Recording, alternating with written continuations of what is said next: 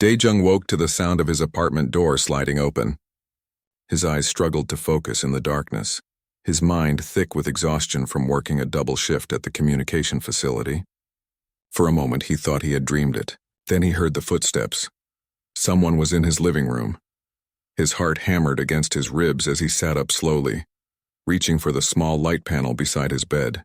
The soft glow revealed a figure standing near his couch, tall and shimmering with faint blue light. Dae-jung recognized the bioluminescent glow immediately. It was Thriss, his neighbor from across the hall. "Thriss?" Dae-jung's voice came out rough with sleep. "What are you doing here? It's 3 in the morning." The alien turned toward him and Dae-jung saw the distress in those large, dark eyes. Thriss belonged to the Velnar species, beings who had lived peacefully alongside humans for nearly 20 years now. They were taller than humans, with skin that glowed in different colors depending on their emotions. Right now, Thriss was pulsing with deep purples and reds, fear and pain. "I apologize," Thriss said in halting standard, the universal language most species used. "I need help." "Something wrong." "Very wrong." Dae-jung threw off his blanket and stood up, suddenly alert. "Are you hurt?" "Should I call medical services?" "No time." Thriss swayed on his feet, those long sensory appendages on his head drooping. "Must tell you. The signal, it comes. The convergence begins." "What signal? What are you talking about?" Before Thriss could answer, the alien's legs buckled. Dae-jung rushed forward and caught him before he hit the floor. Thriss was heavy, but Dae-jung managed to lower him gently onto the couch. The bioluminescent glow was fading, flickering like a dying light bulb. "Stay with me," Dae-jung said, his engineer's mind switching to problem-solving mode. He grabbed his personal medical scanner from the shelf and ran it over Thriss's body. The readings made no sense. Every organ system was failing simultaneously. This wasn't an injury or a disease. Something was systematically shutting down Thriss's biology. "Listen," Thriss whispered, his voice weak. "I discovered something. Been investigating for months. There is a signal coming from deep space, ancient, designed to kill. It targets all advanced species, humans. You might be different. You might survive." "That's crazy," Dae-jung said, but his hands were shaking as he tried to stabilize Thriss's vital signs. Who would send a signal like that? Not who, what, an old species. Dead for thousands of years. They left a weapon behind. A reset button for the galaxy. Thriss grabbed Dae-jung's arm with surprising strength. "Check my apartment. Data files. You must warn others.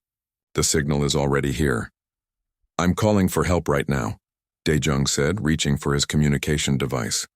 The device was dead. He pressed the activation button repeatedly. Nothing. He tried his backup comm unit. Also dead. A cold feeling spread through his chest. "Check outside," Thriss said. "You will see." Dae-jung walked to his window and looked out over Neo-Seoul. The city's lights were flickering. Entire sections of the metropolis were going dark, then coming back online, then dying again. His window display, which usually showed news feeds and weather updates, was showing only static. "This can't be happening," he muttered. A knock on his door made him jump. He ran over and opened it to find Hye-jin, his neighbor from down the hall.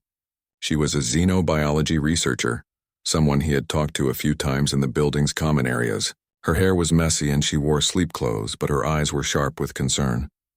"Something's wrong with the building's systems," she said quickly.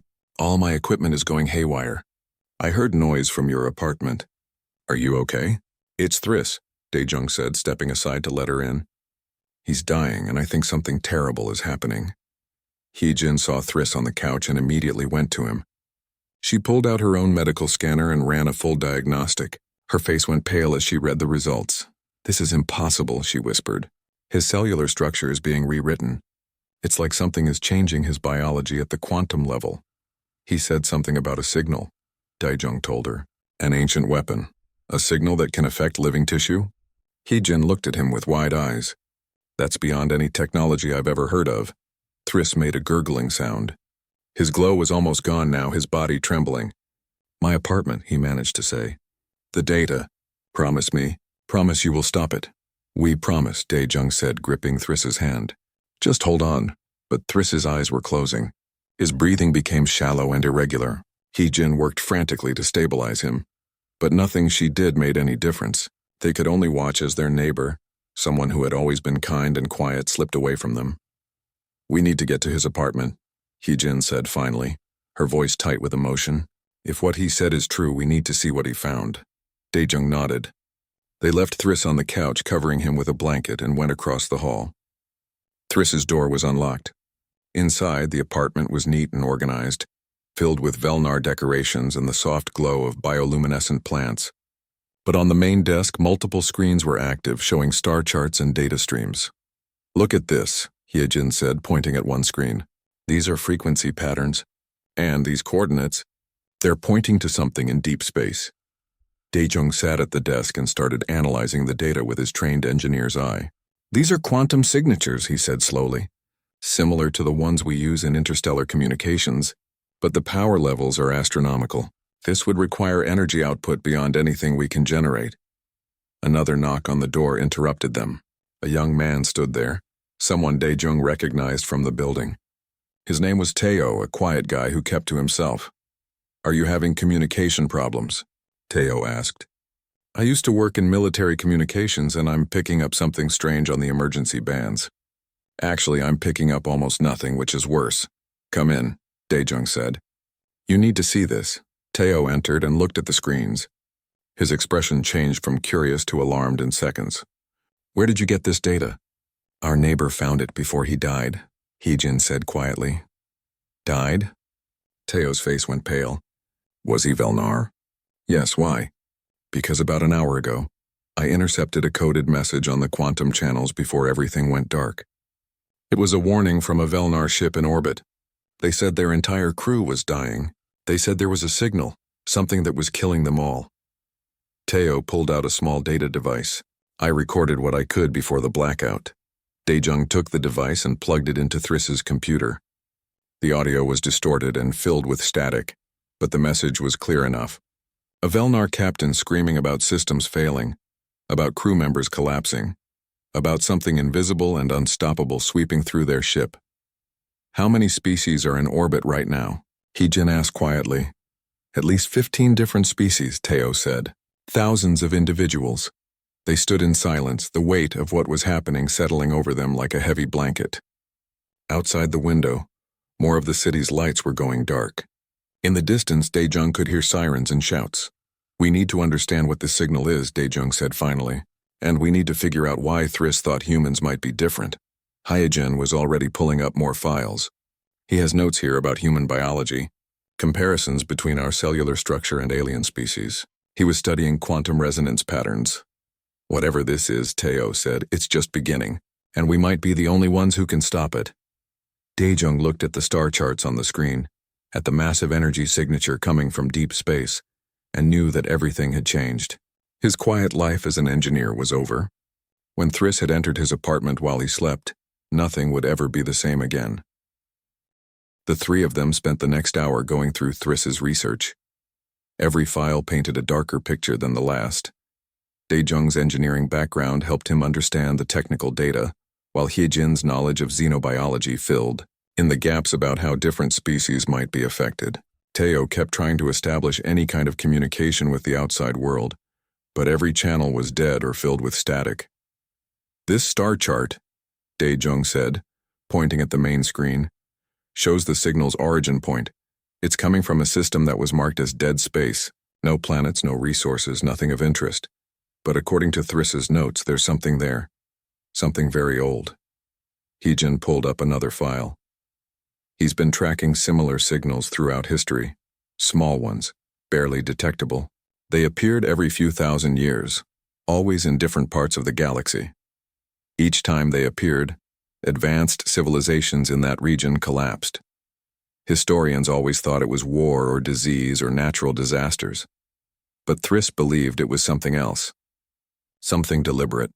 A weapon that activates periodically to wipe out advanced species. Teo shook his head. Why would anyone create something like that? Maybe they were afraid, Hyejin said quietly. Afraid of what might come after them, or maybe they thought they were doing the galaxy a favor, preventing some future catastrophe by keeping everyone at a certain technological level. Daejung felt sick. And now it's activated again because we reached that level. All of us together. Humans and aliens working side by side. Look at this section, Hyejin said, her voice urgent. She pulled up a detailed analysis of cellular structures. Thriss was comparing alien biology to human biology at the quantum level. Every known alien species operates on similar quantum frequencies. Their cells, their DNA, their neural patterns all resonate within a specific range. It makes them efficient, perfect almost. But humans are different. Different how? Teo asked. Messy, Hyejin said with a strange smile. Our quantum signatures are all over the place. Inconsistent, imperfect. Thriss's notes suggest that the signal targets that perfect frequency range, but humans fall outside it. We're too chaotic to be affected the same way. Daejung felt hope rising in his chest. So we might be immune? Not immune, Hyejin corrected. But resistant. The signal might disrupt our technology, cause interference, but it won't rewrite our biology like it's doing to the aliens. A loud crash from outside made them all jump.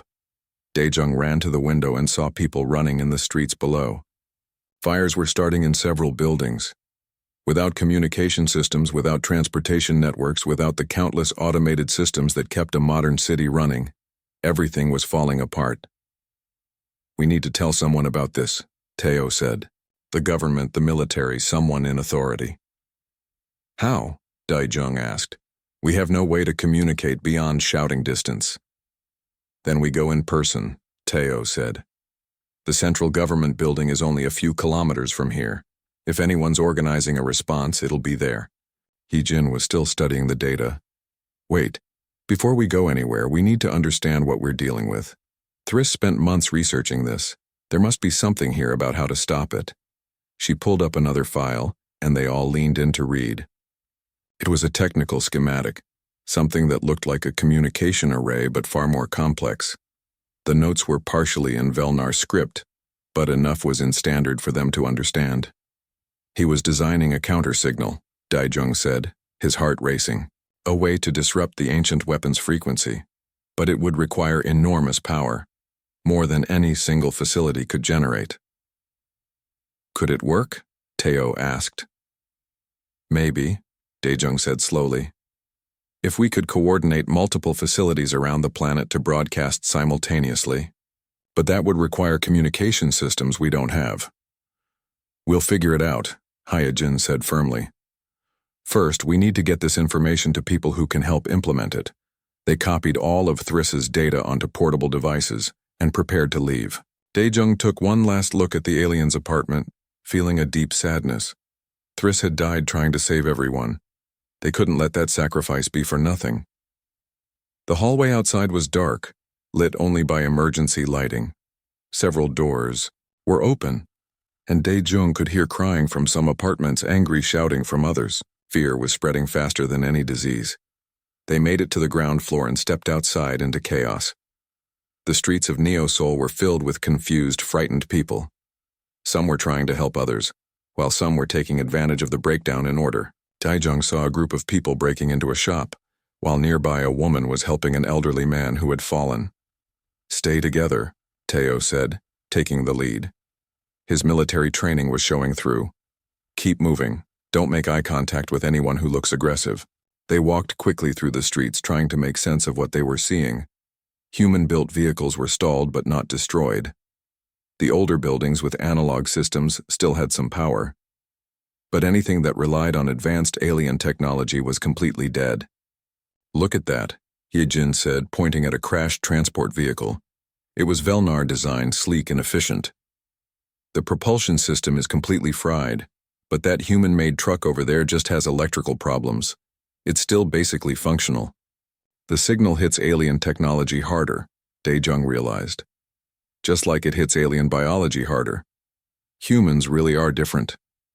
They had walked about 2 kilometers when they saw lights ahead. A crowd had gathered around a government emergency center. Soldiers in human military uniforms were trying to maintain order, setting up manual communication stations and distributing supplies. Thank God, Teo said. Someone's organizing a response. But as they got closer, Daejung realized the situation was more desperate than it appeared. The soldiers looked exhausted and overwhelmed. People were shouting questions faster than anyone could answer. Everyone wanted to know the same things. What was happening? When would communications be restored? Were their alien neighbors dying? Daijung pushed through the crowd with Heejin and Teo until they reached a soldier manning a desk. "We have critical information," Teo said, showing his old military identification. "We need to speak with whoever's in charge." The soldier looked at them with tired eyes. "Everyone has critical information. Get in line." "People are dying," Heejin said urgently. "Alien species all over the planet. We know why, and we might know how to stop it." Something in her voice must have convinced him. The soldier spoke into a handheld radio, the old-fashioned kind that didn't rely on satellite networks. After a moment, he nodded and gestured for them to follow. They were led through the emergency center to a back room where military officers and government officials were hunched over paper maps and analog communication equipment. Everything looked like it came from a museum, but it was working, which was more than could be said for the advanced systems. A woman in a military uniform looked up as they entered. Her name tag read, "Colonel Park." "You have information about what's causing this?" "Yes, ma'am," Daijung said. He pulled out the data device. "Do you have any computer systems still functioning?" "Some," Colonel Park said. "The older ones with shielded processors." "Why?" They showed her everything. Thriss's research, the star charts, the analysis of the signal, and most importantly, the design for a countersignal. Colonel Park's expression grew more serious with each piece of information. "This is beyond anything we prepared for," she said finally. "We thought it was an attack from a hostile species, or a solar flare, but this, an ancient weapon that targets advanced civilizations. We need to act fast," Heejin said. "Every minute we wait, more aliens die, and eventually the signal might adapt or strengthen. Even humans might not be safe forever." Colonel Park looked at them with respect. "You three figured all this out?" "Our neighbor did," Daejung said quietly. "Before he died. He was Velnar. He spent his life researching this threat, and he used his last moments to warn us." The colonel was quiet for a moment, then nodded. "Then we won't waste his sacrifice. I'm going to connect you with our top scientists and engineers. We need to understand if this counter-signal can actually work." Within minutes, they were in another room with a handful of scientists who had made it to the emergency center. One of them was a woman named Boram, a physicist who specialized in quantum communications. Her eyes lit up when she saw Thriss's designs. "This is brilliant," she said, studying the schematics. "Whoever designed this understood quantum resonance at a level I've never seen. But the power requirements—" "Could we do it?" Daejung asked. "If we coordinated multiple facilities?" Boram did quick calculations on paper. "Maybe. We'd need at least 5 major communication arrays broadcasting simultaneously. The timing would have to be perfect, down to the millisecond, and we'd need to modify each array to generate these specific frequencies." "Can you do that?" Colonel Park asked. "I can try," Boram said, "but I'll need help, and we'll need to establish contact with facilities on other continents." "We're working on that," the colonel said. "We've got old radio systems coming online. It's slow, but we're making contact." Daejung felt a spark of hope for the first time since Thriss had collapsed. In his apartment, they had a plan. It might be impossible, it might fail, but at least 24 hours had passed since the signal began. Daejung had not slept. None of them had. The emergency center had become a hub of desperate activity, as humans scrambled to understand and counter a threat beyond anything they had faced before. The news from around the world was devastating. Every alien species was suffering the same fate as Thriss. The Velnar were dying in their homes and ships. The crystalline Thelmar were shattering into pieces. The aquatic Renni were going still in their water tanks. Millions were already dead, and millions more were dying every hour. But humans were surviving. Not thriving, but surviving. Their cities were in chaos. Their technology was disrupted, but they were not dying en masse. The ancient signal that was killing every other advanced species in the galaxy could not quite get a grip on humanity's messy, imperfect biology. Daejung stood in the command center with Heejin, Teo, Boram, and Colonel Park. They were staring at a map of Earth with marks showing operational communication facilities. There were fewer than they had hoped. Beijing is online, reported a communications officer. They've got 3 arrays that can be modified. Lagos has 2. Mumbai has 1. São Paulo has 1. Combined with our facility here in Neo-Seoul, that gives us 8 possible broadcast points. Will that be enough? Colonel Park asked Bo-Ram. The physicist chewed her lip. It should be. The coverage won't be perfect, but if we can generate enough interference in the signal's frequency, it should cascade across the quantum field. The ancient weapon operates on quantum entanglement. Disrupted in one place, you disrupt it everywhere. Should be, Teo said quietly. That's not exactly reassuring. It's the best we have, Bo-Ram said firmly. And it's more than we had yesterday. Yijin was studying data on a tablet, one of the old models that still functioned. I've been analyzing why humans are resistant to the signal. It's fascinating and frustrating at the same time. Every alien species we've met has optimized their biology over millions of years. They eliminated inefficiencies, streamlined their quantum signatures. They're perfect, and we're not, Daejung said. Exactly. Human evolution was messy. We've got redundant systems, inconsistent neural patterns, quantum signatures that vary wildly between individuals. We're biological chaos, and that chaos is saving us. Hyejin looked up with tired eyes. The signal was designed to target perfection. It can't properly lock onto our imperfect frequencies. So our weakness is our strength, Colonel Park said thoughtfully. Not just biologically, Teo added. He gestured at the equipment around them. Look at our technology. We kept analog backups of everything. The aliens thought we were being stubborn and primitive. Why keep old radio systems when quantum communication exists? Why maintain manual controls when AI can do it better? But now those primitive systems are the only things working. Daejung felt something shift in his understanding. We never fully trusted the advanced technology. We always wanted a backup plan, a way to do things ourselves if the fancy systems failed. It drove our alien neighbors crazy, Hyejin said with a sad smile. I remember Thriss complaining about it once. He said humans were holding themselves back by refusing to fully embrace progress. But he was wrong. We weren't holding ourselves back. We were protecting ourselves. A young officer burst into the room. Ma'am, we have contact with the International Space Station. They've been trying to reach us on emergency channels. Everyone gathered around the radio as the crackling voice came through. The speaker was Commander Yoon, the human leader of the ISS. This is ISS to ground control. We have a critical situation up here. All alien crew members are dead or dying. Station systems are failing, but the human crew is intact. We've been observing the signal's effects from orbit. I'm sending down all our data now through the old transmission systems. Over the next several minutes, they received detailed observations from space. The ancient signal was emanating from a specific point in deep space, just as Thriss had documented. It was pulsing in regular patterns, and with each pulse, the effects on alien biology and technology intensified. They don't have much time, Bo-Ram said after reviewing the data. Maybe 48 hours before even the most resistant alien species succumb completely. After that, the signal might start adapting to target humans more effectively. Then we need to act now, Colonel Park said. She turned to her communications team. Get me connected with all the facility commanders. We're implementing the counter-signal plan immediately.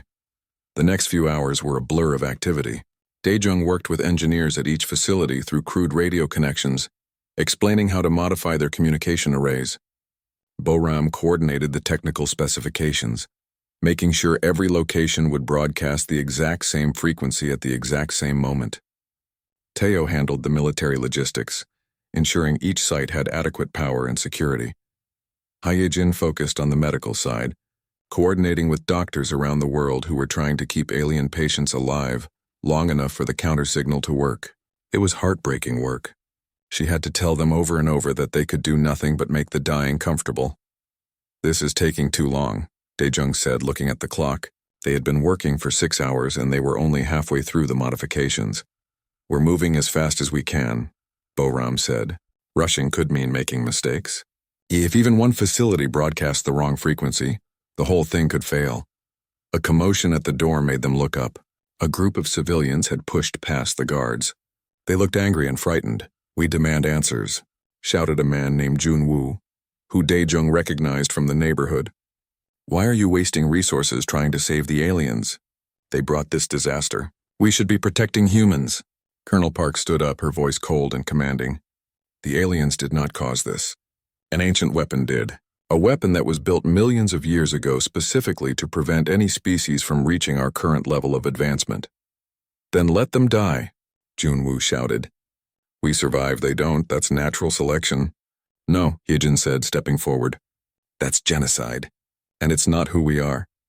She's right, Dae-jung said, thinking of Thriss dying in his apartment. One of those aliens spent his last moments warning us, giving us the information we needed to fight back. He could have kept it secret, could have just accepted death, but he chose to help us instead. We owe it to him and every other alien who ever trusted humanity to try to save them. And there's a practical reason too, Boram added. If we let the aliens die, we're alone in the galaxy, just humans against whatever other threats might exist. The aliens aren't our competition. They're our partners, our friends, our neighbors. We're stronger together than apart. Junwoo looked around at the others who had come with him. Some still looked angry, but others were nodding slowly. What if your plan fails? What if you waste all this effort and they die anyway? Then at least we tried, Colonel Park said simply. And we can live with ourselves knowing we did everything possible. The group left, subdued. But Dae-jung knew the colonel was right. They had to try, not because it was logical or safe or even likely to succeed. They had to try because that's what made them human. All facilities are reporting ready, Teo said, checking his communications board. We can begin the broadcast sequence in 2 hours. Good, Boram said. That gives me time to run final calculations. And for me to figure out who's going to do the manual calibration, Colonel Park added quietly. Everyone went silent. They had been avoiding this topic.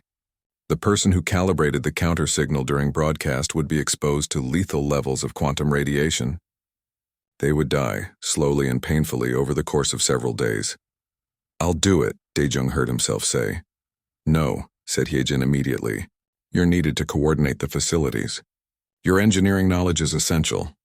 Then I'll do it, Teo said. You're managing communications, Boram pointed out. Without you, we can't keep all the facilities synchronized. Boram took a deep breath. I'm the logical choice. I'm the physicist. I understand the quantum mechanics better than anyone. I can make the adjustments faster and more accurately. You're also irreplaceable, Colonel Park said. If this doesn't work, we'll need you to design a second attempt. They argued for several minutes, each person trying to volunteer, each person being told they were too important to sacrifice. Dae-jung felt frustration building. Time was running out. A weak voice from the doorway stopped them all. I will do it. They turned to see a figure being helped into the room by 2 medical staff. It was Thriss, or rather it was Thriss's body, barely alive, kept functioning by every medical intervention humans could provide. The Velnar's bioluminescence was almost gone, just the faintest flicker of light under transparent skin. You're alive, Hyejin gasped. Barely, Thriss whispered. The doctors explained your plan. Someone must calibrate. I volunteer. You're too weak, Dae-jung said gently. I am dying anyway. Hours left, perhaps less. Let my death mean something. Let me help save my people. All our people. Dae-jung looked into those alien eyes and saw determination there. Saw purpose. Thriss had spent months researching the ancient threat. Had used his last strength to warn them. Now he wanted. The moment the arrays activated, every screen in the control room lit up with data. Dae-jung watched the numbers scroll past, his heart pounding. The 8 facilities around the world were broadcasting in perfect synchronization, sending out a counter signal designed to disrupt the ancient weapon's quantum frequency. Signal strength is good, Boram announced, her eyes fixed on her monitors. All facilities are holding frequency. Now we wait to see if it's working. In the array chamber, Thriss sat before the calibration controls. Through the security camera, they could see him making small adjustments. His movements slow but precise. The quantum radiation was already affecting him. His skin was losing what little color remained. How long before we know? Colonel Park asked. Minutes, maybe, Boram said. The counter signal should begin interfering with the ancient weapon immediately. But whether it's enough to actually stop it... Hyejin was monitoring medical reports coming in from hospitals around the world. No change yet in alien patients. They're still deteriorating. Daejung felt his stomach clench. What if they were wrong? What if Thriss's research was incomplete? What if the counter-signal was just making things worse? Wait, Teo said suddenly. I'm getting reports from the ISS. Commander Yoon says the ancient signal's pulse pattern is changing. It's becoming irregular. That's good, Boram said, leaning forward. It means we're having an effect. The weapon is trying to compensate. On the screen showing Thriss, they saw the Velnar making rapid adjustments to his controls. His movements were becoming jerky, uncoordinated. The radiation was destroying his nervous system. But he kept working. Thriss, can you hear me? Daejung spoke into the microphone connected to the array chamber. Yes, came the weak reply. The signal is fighting back. I can feel it trying to adapt, making changes to counter your counter. Can you keep up with it? I will try. For the next 10 minutes, they watched Thriss work. It was like watching a chess game played at impossible speed, with the fate of the galaxy as the stakes. Every time the ancient weapon adapted, Thriss adjusted the counter signal. Every time the weapon found a new frequency, Thriss blocked it, but the cost was visible. Thriss was dying faster now, the radiation accelerating his body's collapse. His movements were becoming slower, less precise. We're losing him, Hyejin said, tears in her eyes. The signal strength is dropping, Boram reported. The ancient weapon is weakening, but we need more time. Just a few more minutes, Daejung grabbed the microphone. Thriss, hold on. You're doing it. The weapon is failing. Good, Thriss whispered. That is good. Tell me about humans. Tell me about Earth. I want to hear something beautiful before I go. Daejung felt tears on his face. He had barely known this alien. They had been neighbors for 2 years, exchanging polite greetings in the hallway, nothing more. But now Thriss was dying to save everyone and asking for nothing but a story. Earth is beautiful, Daejung said, his voice breaking. In spring, there are cherry blossoms that cover entire cities in pink and white. In autumn, the leaves turn colors you wouldn't believe, red and gold and orange. And humans, we're not perfect. We're messy and emotional, and we make so many mistakes. But we keep trying. We keep hoping. We never give up, even when we should. That sounds wonderful, Thriss said. His hands were still moving on the controls, but barely. I am glad I met you, Daejung. Glad I warned you. Glad I could help. Thriss, stay with us, Hyejin pleaded, but they could see his hands going still, his body slumping in the chair, the bioluminescence that had defined his species fading to nothing. Thriss, Daejung shouted. The Velnar's voice came one last time, so quiet they could barely hear it. Finish it. For all of us. For the future. Then silence. He's gone, the medical officer in the chamber reported. Daejung wanted to scream, wanted to rage against the unfairness of it all. But there was no time. Boram, can the signal continue without him? It's still broadcasting, she said, checking her instruments frantically. But it's not adapting anymore. If the ancient weapon changes frequency again, we won't be able to counter it. How much longer do we need? Unknown. The weapon is weakening, but it's not dead. It could last hours. Or days. Then we need someone else in there, Colonel Park said. Someone who can continue what Thriss started. I'll go, Daejung said immediately. No, I will, said Hyejin. Both of you stop, Boram said firmly. I'm the physicist. I'm the only one who has a chance of doing what Thriss did. I'm going in. That's suicide, Teo said. So was what Thriss did. But he did it anyway because it needed to be done. Boram stood up, her face set with determination. Besides, I've been studying the weapon's patterns. I think I understand how it thinks, if that's even the right word. I can do this. Colonel Park looked at her for a long moment, then nodded. Go, and thank you. Boram walked quickly to the array chamber. Medical staff removed Thriss's body gently, reverently. Boram sat in the chair that was still warm from the Velnar's body heat and looked at the controls. I'm in position, she said through the intercom. Activating calibration systems now. Daejung watched the monitors as Boram's hands moved over the controls. She was faster than Thriss had been, her human reflexes and her deep understanding of the physics giving her an edge. When the ancient weapon adapted, she adapted faster. When it tried a new frequency, she blocked it before it could establish. It's working, Teo said, his voice full of hope. The weapon's signal strength is dropping significantly. Medical reports are changing, Hyejin added, scanning incoming data. Alien patients are stabilizing. Some are even showing signs of recovery. Keep it up, Boram, Daejung said. You're saving them, but they could see the cost. Boram's hands were starting to shake. Her face was pale and sweating. The radiation was destroying her body cell by cell, just as it had destroyed Thriss. How long can she last? Colonel Park asked the medical officer. Minutes. Maybe an hour if she's lucky. The exposure is lethal. Is it enough time? Boram answered for herself, her voice strained but steady. I don't know, but I'm not stopping until it's done or I'm dead. Those are the only two options. 30 minutes passed, an hour. Boram kept working, her movements becoming slower but never stopping. The ancient weapon was clearly dying now, its signal disrupted and fragmenting, but it was also fighting hard, using every adaptation it had, trying desperately to survive.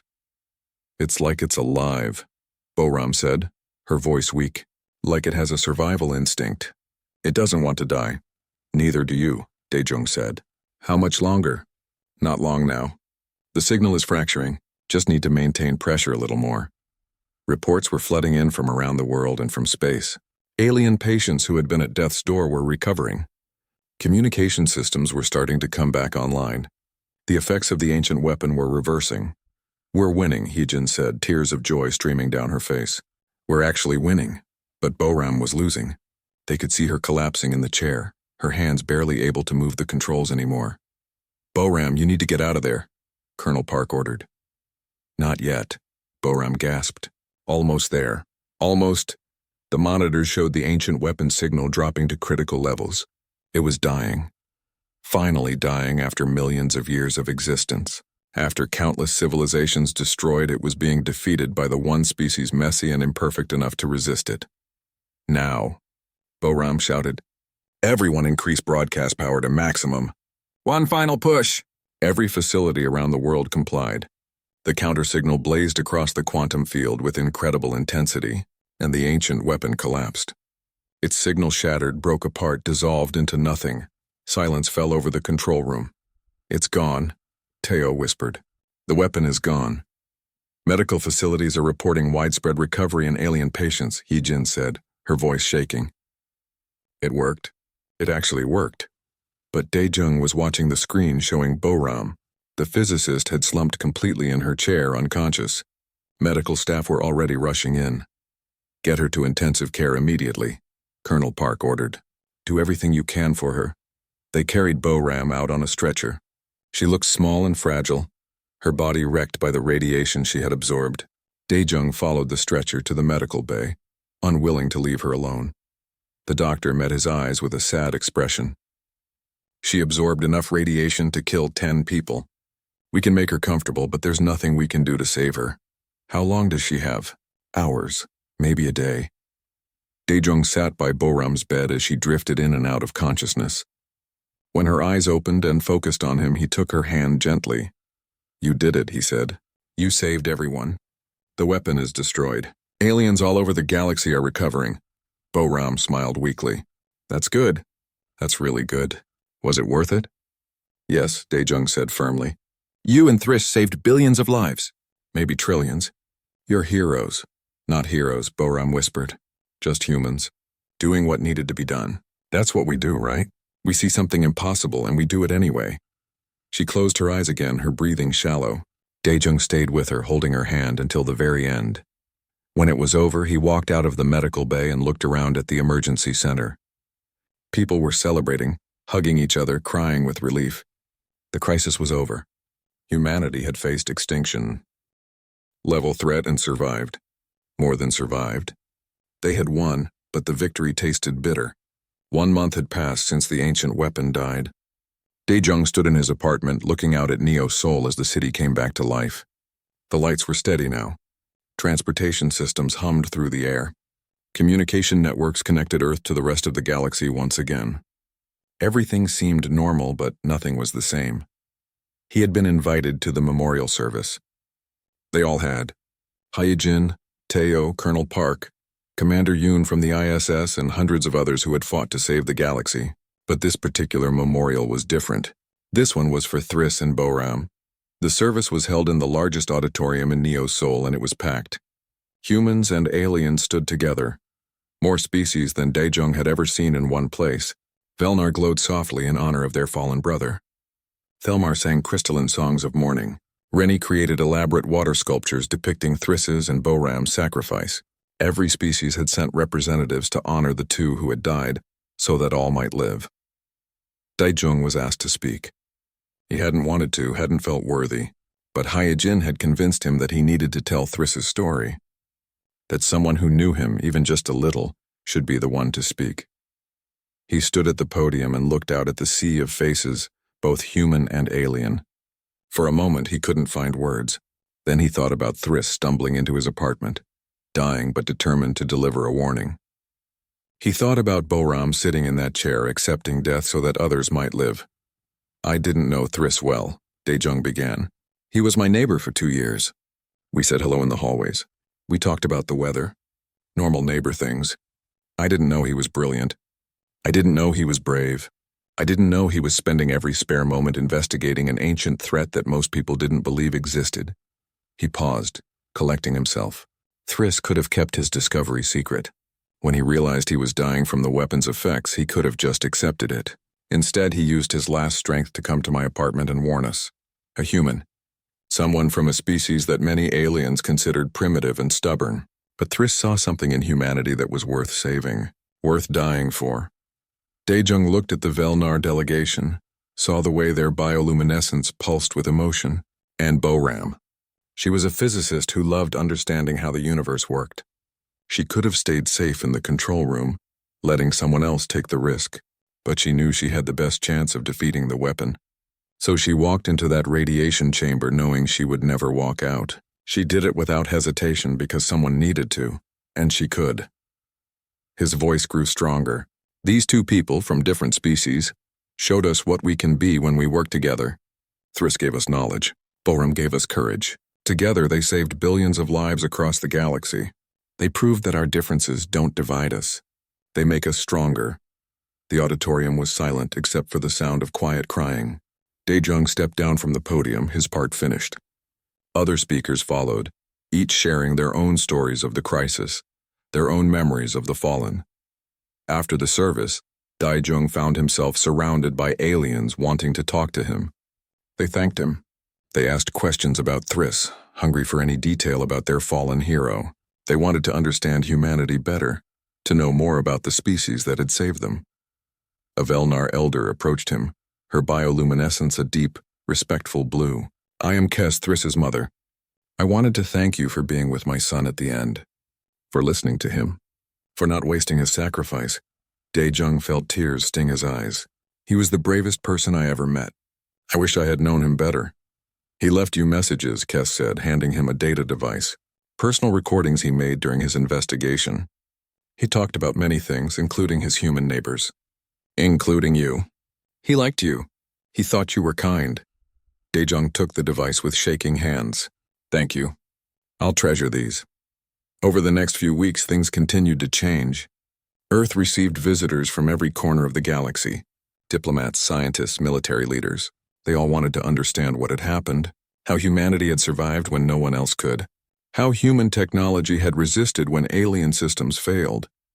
The Galactic Council called an emergency session. Daejung watched the broadcast with Heejin and Teo in his apartment.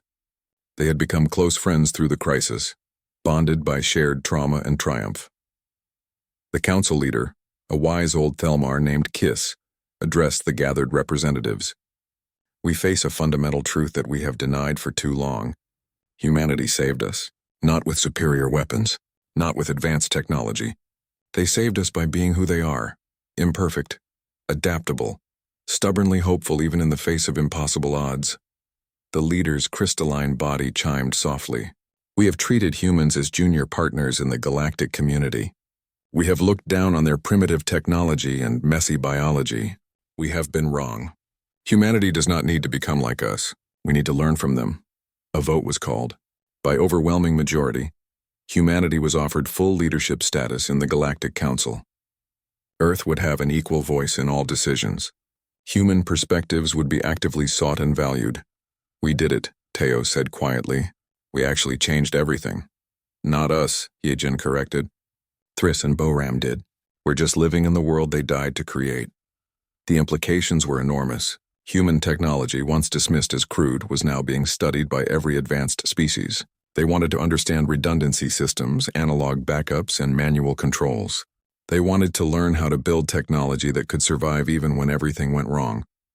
Human biology became a subject of intense research. Not to change humans, but to understand them. Scientists from across the galaxy wanted to know why human quantum signatures were so chaotic, so resistant to manipulation. Some even suggested that other species should introduce controlled imperfections into their own genetics, though that idea was controversial. More importantly, human philosophy became valued. The idea that failure was acceptable, that mistakes were learning opportunities, that perfection was impossible and not even desirable. These concepts were revolutionary to species that had spent millions of years optimizing every aspect of their existence. Dae-jung returned to his job at the communication facility, but everything was different now. He was no longer just an engineer. He was a consultant to multiple alien species, helping them redesign their communication networks with human principles. Redundancy, backup systems, manual overrides. The things that had seemed like weaknesses were now seen as essential strengths. One evening he returned to his apartment building and found something unexpected. The apartment across from his, Thriss's old home, had new occupants. A young Velnar family was moving in. The father saw Dae-jung and approached nervously. "You are Dae-jung," the Velnar said. "Thriss's neighbor. His mother told me about you. I hope we can be good neighbors too." "I'd like that," Dae-jung said warmly. The Velnar's young child peeked around his father's legs, bioluminescence flickering with curiosity. The child had never seen a human up close before. Dae-jung crouched down and waved. The child waved back shyly, then giggled. "Your species saved us," the father said quietly. "My child would not be alive without what you did." "None of us would. We saved each other," Dae-jung said. "That's what neighbors do." He watched them move in, feeling a sense of peace. This was what Thriss had died for. Not grand political changes or technological advances. This, simple moments of connection between different species. Children growing up in a universe where differences were celebrated rather than feared. Later that night, Dae-jung listened to Thriss's recordings. The Velnar had documented everything during his investigation, but mixed in with the technical data were personal observations, thoughts about his human neighbors, reflections on humanity's place in the galaxy. One recording stood out. Thriss's voice, strong and healthy, nothing like the dying whisper Dae-jung had heard that last night. "I have concluded that humans are the most important species in the galaxy, though they do not know it yet. Every other species has optimized for survival, becoming efficient and perfect. But humans optimize for something else, for hope, for connection, for meaning. They fail constantly, make mistakes daily, and yet they keep trying. They never give up on each other. I think that quality will be essential for the galaxy's future. I hope I am around to see humanity take its rightful place among the stars. I think it will be magnificent." Dae-jung wiped tears from his eyes. Thriss had seen it, had understood before anyone else what humanity could become. And he had died making sure that future was possible. The next day, Dae-jung received a message from the Galactic Council. They wanted him to be Earth's representative, to speak for humanity in the councils and assemblies where the future of the galaxy would be decided. He almost declined. He was just an engineer. What did he know about politics and diplomacy? But then he thought about Thriss entering his apartment while he slept. About Boram walking into a radiation chamber. About ordinary people doing extraordinary things because they needed to be done. He accepted the position. 6 months after the crisis, the first memorial monument was unveiled.